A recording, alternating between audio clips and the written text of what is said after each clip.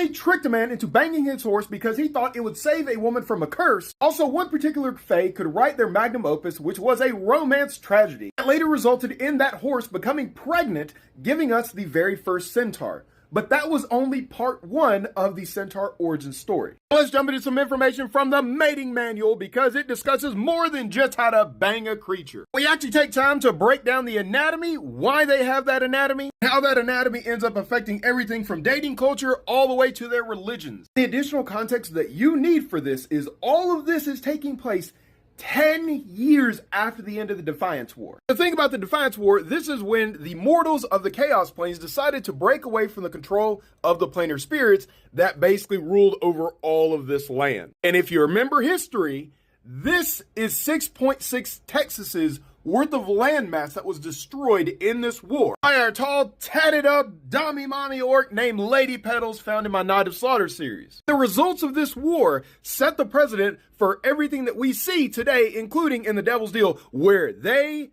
hate the Fae. So even if you worship the planar spirits, you could end up getting your body parts sold on the market as food, my guy. So the Fae and mortals both needed a little bit of break, a little bit of humor, a little bit of joy in their lives. So this Fae took this novel that they wrote to the Elder Fae, who absolutely loved it. Then the Elder Fae was like, you know what? The Great Fae needs to see this.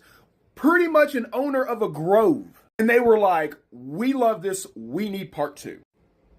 Part two. Fae was concerned because they thought this was going to be their magnum opus, but now their boss's boss is saying, you need to give me a part two, and you don't say no to a great Fae. So the Fae went to the Elder Fae and was like, I need more inspiration. What do you have for me? And the Elder Fae said, well, we know that the Centaur is not a viable race in terms of it cannot reproduce, and the fact that there's only one of them.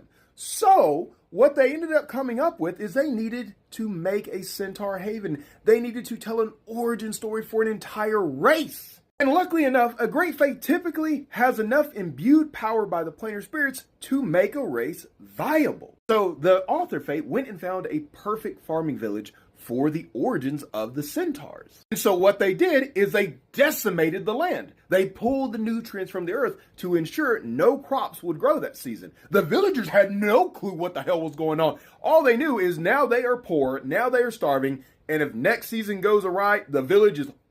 So midway through next year, what happened is the Fae went up to the village and said, hey, we noticed you had some issues. We will make you a deal. If you take your young adult men, the